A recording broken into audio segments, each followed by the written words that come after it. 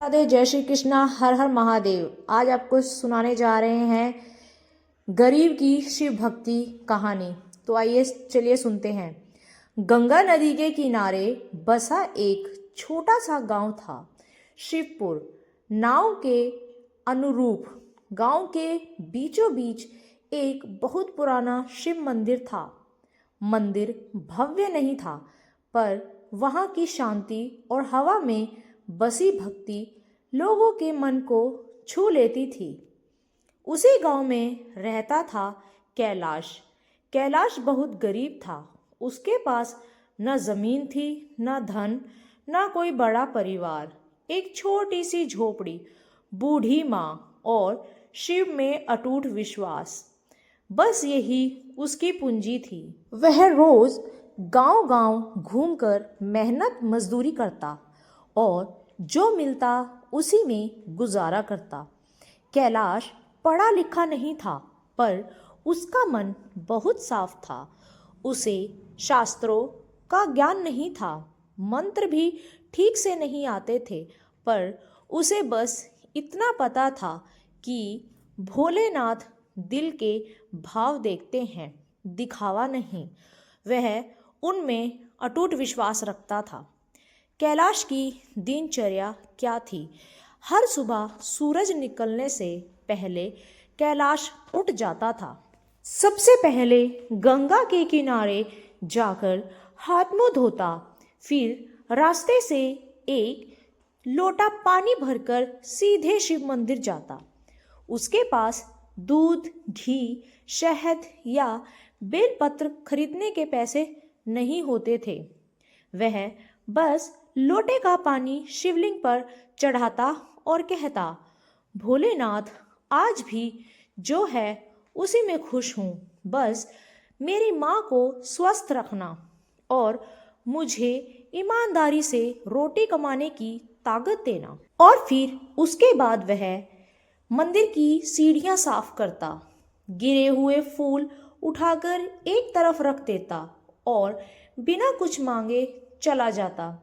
गांव वालों का व्यवहार, गांव में कुछ अमीर लोग भी थे। वे सोने चांदी के कलश, महंगे फूल और बड़े बड़े मंत्रों के साथ पूजा करते। कई बार वे कैलाश को देखकर हंसते, अरे, ऐसे पानी चढ़ाने से भी कई भगवान खुश होते हैं क्या?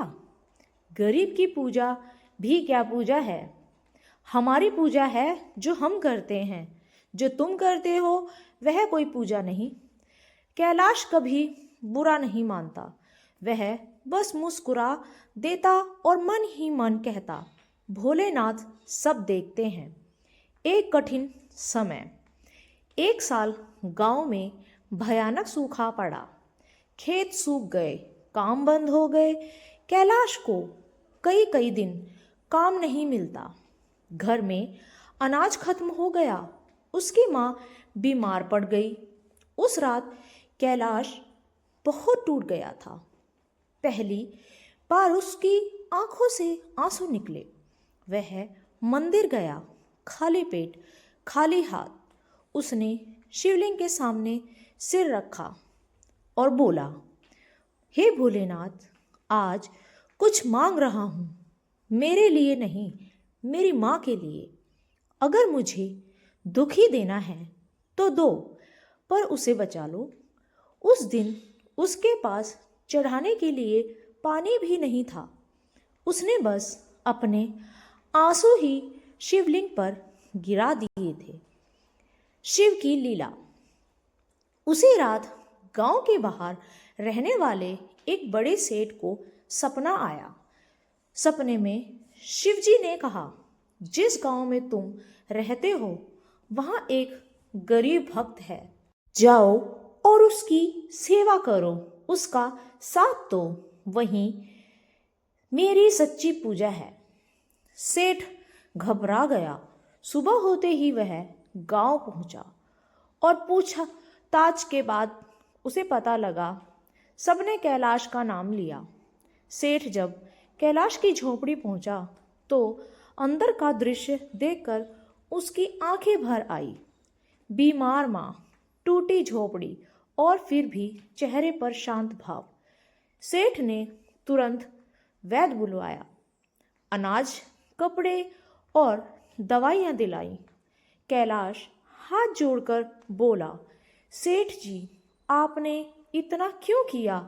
क्या मैं जान सकता हूँ कि आपको मेरे बारे में कैसे पता चला? क्योंकि भोलेनाथ ने मुझे तुम्हारे पास भेजा है, तुम्हारी मदद के लिए।